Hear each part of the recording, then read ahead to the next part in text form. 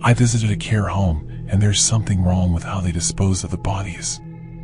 There are all sorts of reasons you shouldn't visit Harmony Care Home, the first of which is that there's something very wrong with the people who spend their last days here. Many come, no one ever leaves.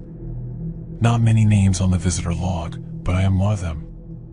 It's all a little hazy now, but as I remember it, from the moment I pull into the empty parking lot, a heavy sense of foreboding sends all the hairs on my neck standing on end, and I linger under the sign, neck craned to read. Harmony Care Home. Caring, compassionate, harmonious senior living. Pastel shades of orange outline the slogan, while yellow daisies around the border offer promises of sunshine. But the paint is chipped and faded, making the overall effect less care than tragic neglect, like a wedding gown eaten away by moths. Harmony Care Home? More like ditch and forget home. I pull 2 cat carriers from the back seat of my car and stroll up the paved walkway across the grassy lawn. The moment I pass through the double doors, the chemical scent of cleaning supplies and Febreze wafts into my lungs, undercut by notes. I wrinkle my nose, but smile when the pretty blonde staffer looks up from the front desk. "Hello," she says. "Hello, I'm here to see Darlene Anderson." "And what is your relationship with Darlene?" The blonde's tag reads Lolita. "I'm her grandson, Jack." "I'm not her grandson. In fact, I've never even met Darlene Anderson. But to explain our actual relationship would be complicated." "Well, I guess it's not that complicated. I've scammed her out of a couple $1,000s through her cat rescuing. See, I'm actually more of a catfisher than a cat rescuer. Cat rescue groups are mostly comprised of middle-aged women like Darlene, so if you're a young gricker wanting to dip your sticky fingers in the donations pie, you'll do best to join under a sweet and dowdy name like, say, Susan.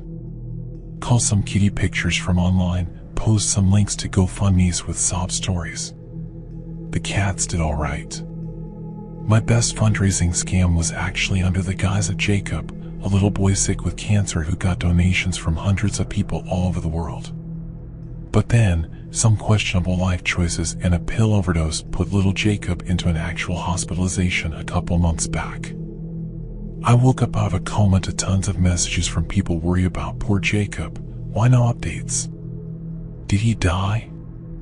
Meanwhile, the real me, Jack Wild, was hovering near death with only the beeping of machines for company. Nothing like a near-death experience to make a man question his life choices. All of which is to say, I've given up on lies. Well, except to Lolita just now about being Darlene's grandson. Anyway, I'm here because this morning I got a series of panic messages on my old cat rescue profile. "Darlene, help. Mickle's very sick." "Susan, oh no. I'm at work. Can your family help? Darlene, please, no one else is helping. All those times I helped your cats, please remember. Jazz is dead, I think it's the cleaner they use." "Susan, oh no. Jazz. What cleaners are they using?" "Darlene, Mickles keeps throwing up." "When are you coming? Need you to take Mickles and Prometheus. Harmony Care Home. Need vet now." "Susan, I'll send my son Jack, hang in there." Normally, when the victims of my grifts start asking me for favors in return, I ghost them. But Darlene's messages made it seem like an emergency, and I didn't have time to find anyone else to pick up Mickles and Pickles. Okay, it's Prometheus, but come on, it should obviously be Pickles. So yes, this time, I genuinely am in the role of cat rescuer. I mean, sure, my entire relationship with Darlene is based on stealing her money. But Mickles needs a vet. Come on now, monster. And after I have these guys living that fancy feast life, if I inflate the vet bill a little when asking Darlene for reimbursement, well, who's the wiser? But now that I'm here at the desk signing in, there's just something about this place that prickles my skin. And not just the smell, though the chemical odor is so strong it could strip flesh from bones. To the left of the check-in desk, a carpeted staircase leads to the upper floors, lit by electric lamps and sconces like old-fashioned torches. The dim lighting almost hides the horrible grime streaking the walls and the even more alarming stains that darken the carpet. Is that black mold? Somewhere an old woman cackles. Sings? Sobs? Hard to tell. Hopefully not Darlene, but I hardly blame her. To the right sprawls a large common area with armchairs and sofas that exhale a puff of mildew-scented air when sat on. Note to self, don't do that again. There's tables with coffee, an old-fashioned jukebox, a chart with a calendar of events. Bingo is on for tomorrow, everyone. And trivia on Wednesday. Don't miss it. The common area actually looks fairly normal. Old folks sitting, chatting, watching television or sipping their coffee. They all seem pretty bored, but I mean, it's not bingo night. Once I finish signing in, Lolita points me up the stairs.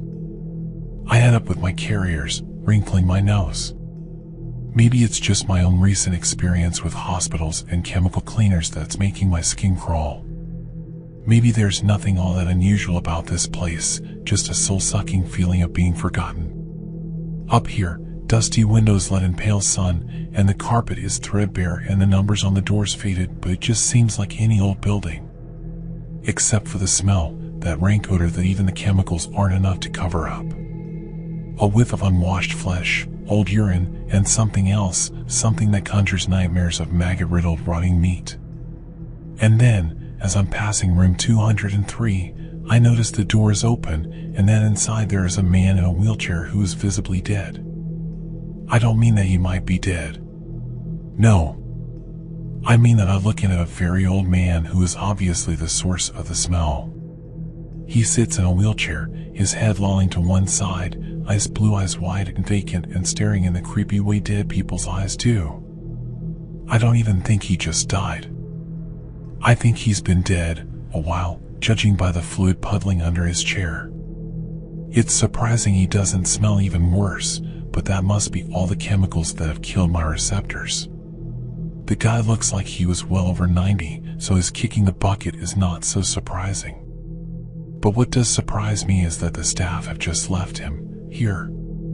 Exactly where, presumably, they must have found him, since he looks several days into decomposition. I guess I could go in and check his pulse to be sure, but also... Are you kidding? No freaking way. I do the only sensible thing, which is to report it to the front desk, but if he's been dead for days, shouldn't they already know? Pointedly ignoring the creepy whispers in my mind that tell me something is off about this whole place. Lolita blinks alarmed blue eyes. Oh my gosh, she exclaims. Let me call the nurse. Are you sure? You sure he wasn't sleeping? Room 203? He sleeps a lot. He's 100% dead, I assure her. Did you check? Did I check? Is that my job?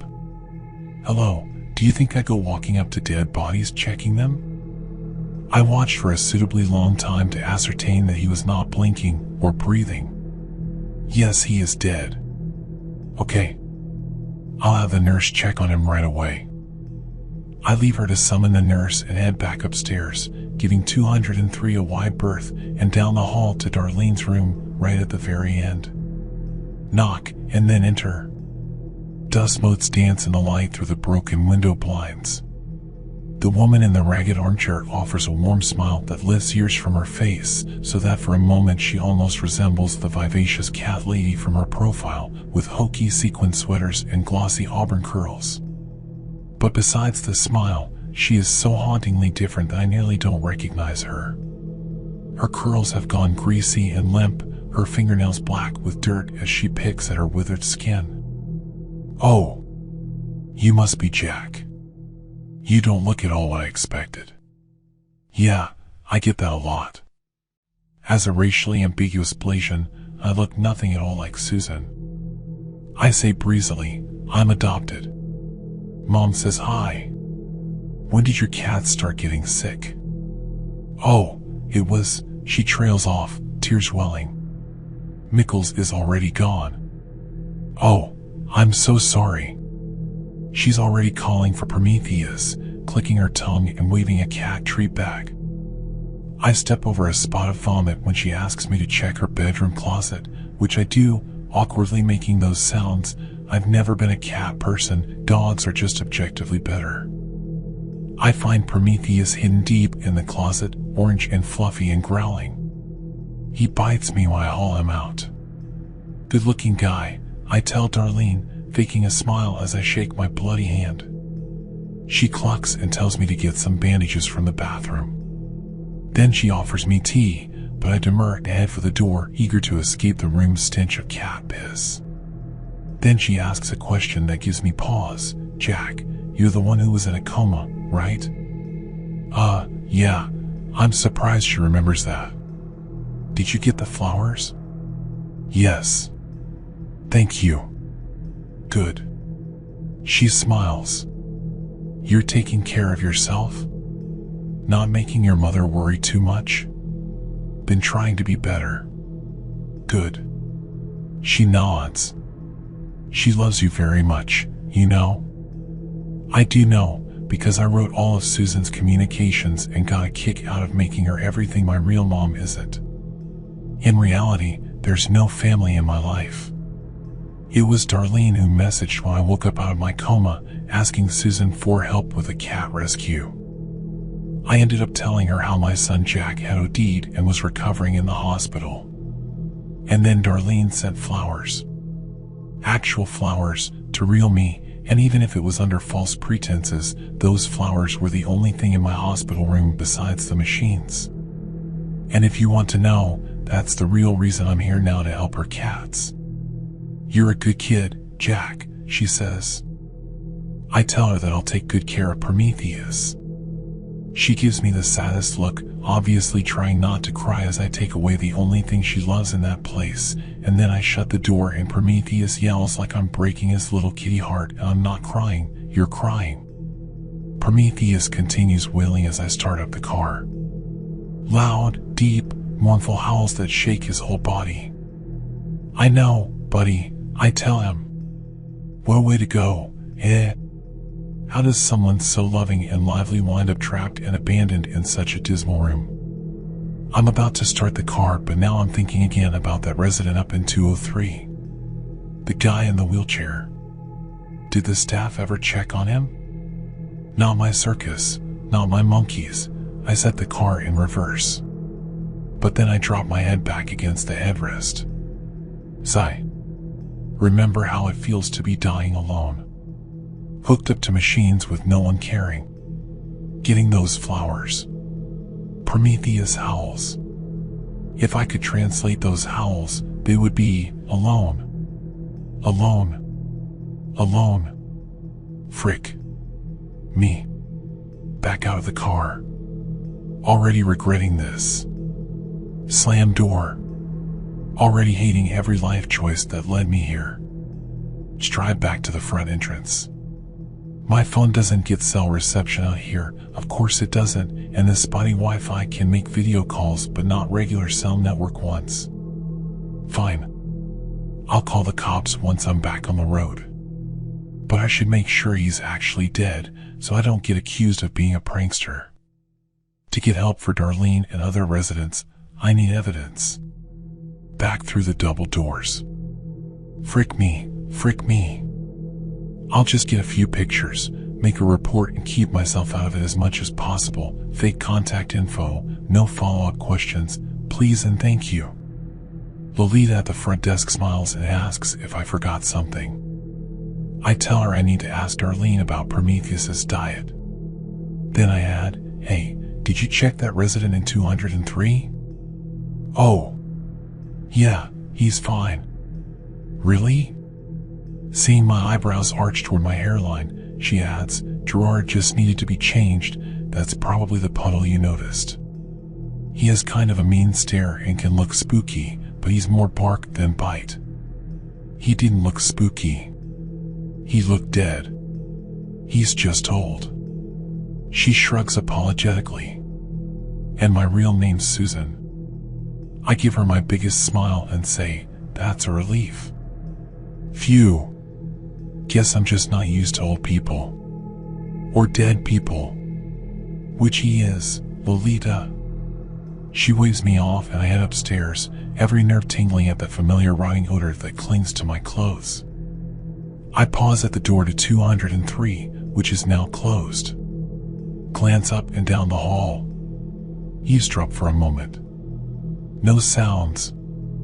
I turn the knob and it is not locked. I swing it open slowly and peer inside. There is no light in the room except for the illumination from the open door, and I almost scream because the beam falls squarely on 2 pinpricks of ice blue staring vacantly out from the darkness. Jack, have you gone clinically insane?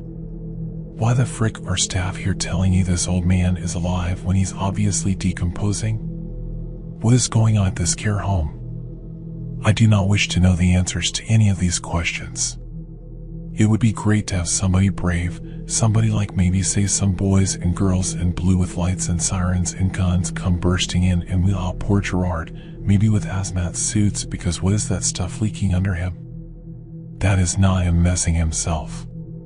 That is him, he is freaking liquefying, and Jesus freaking Christ, what am I still doing here? Camera. Hurry the frick up, Jack. Camera. Before someone notices. Light, light. I tap the light switch. It does not work. Of course it doesn't. Why would it? Maybe I need to get the lamp cord. I step over, pull the cord on the lamp on the small table in the cluttered room with all its old person shit. A warm fuzzy yellow light illuminates a maggot wriggling in Gerard's left eye, and I gag, holding my shirt over my nose with my eyes watering and stomach bucking. Close the door so no one in the hall notices me, effectively entrapping me in here with this corpse. Great, just great, and then I get out my phone. Open the camera app. Creak. Ice claws up my spine. I look over my shoulder and... What the frick? I whisper. Was Gerard's chair facing me before? Did he just freaking move? No. Frick you, Gerard. Can a dead body move? Oh, frick me, I whisper, every muscle taut. Still, I aim the camera at him and snap pictures. Gerard. The room. A syringe somewhere in the corner for medicine, probably. Or poison. Who knows? Just get the freaking evidence so the cops come and then get out. Jack, get out of here in the next 3 seconds and run and never come back. I've got the photos. But shouldn't you, says a small inner voice that I hate right now, check that he's actually dead? No, frick you voice. I don't need to check. But of course the clever inner voice that is always thinking ahead knows that if the cops come and he's alive, they won't believe me about Darlene. And everything in me is screaming that this is a terrible idea, but I inch closer, hovering my hand under his nostrils, because if he's breathing I'll know he's alive, and in this dim light of the lamp I just can't tell. 1, 2, 3, 5, 10, 20 seconds. No breath. I reach to check the pulse of his neck. His hand shoots out, grabbing my wrist. I scream. Not a manly scream either. A high-pitched, terrified, totally lost it little girl shriek. Swear to God my soul leaves my body. And then I jerk back, harder than I intend, and his grip is stronger than I expect, with the result I actually yank him right out of his chair and onto the floor. I wrench my arm free and scramble back toward the door. And Gerard's head snaps up, that maggot falling out of his melting left eye. Oh God, and there is a strange pale light in his pupils, and he lunges, crawling with inhuman speed toward me. Frick. I bolt out the door, slamming it shut and hold it. I think I might have pissed myself. I sink against it, hyperventilating, and inside hear creaking as he gets back into his wheelchair. Frick. Hello? It is Lolita. Oh. Hi, Lolita. Sorry about the piss. Don't mind me. I think I am about to faint. Hey, I gasp. Are you all right? What's going on? Her pretty forehead knits in concern. Gerard, wanted to play tag. What? She opens the door and looks in, and I scramble to the side, ready for him to leap out and also fully ready to sacrifice her and shove her into him. What? She's clearly braver than I am. From my brief glimpse of the interior, Gerard is back in his wheelchair, and it's as if he's never moved. Lolita smiles and waves. Hi, Gerard. Gerard does not respond. Girl, he dead? He's so dead. She looks at me, looks at my trousers, wrinkles her nose a little. Bathroom is down the hall, she informs me. Yeah, sorry. Can I ask, is everyone here, sane? I point sort of generally all around, and then at her. Are you? Am I sane? She seems amused. It's a serious question, Lolita.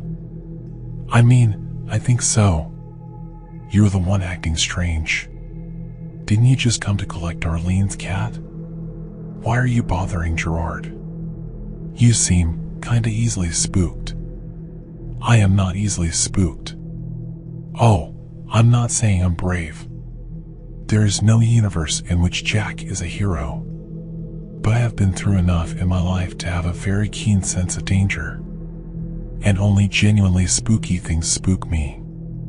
And also, I know I'm being gaslit.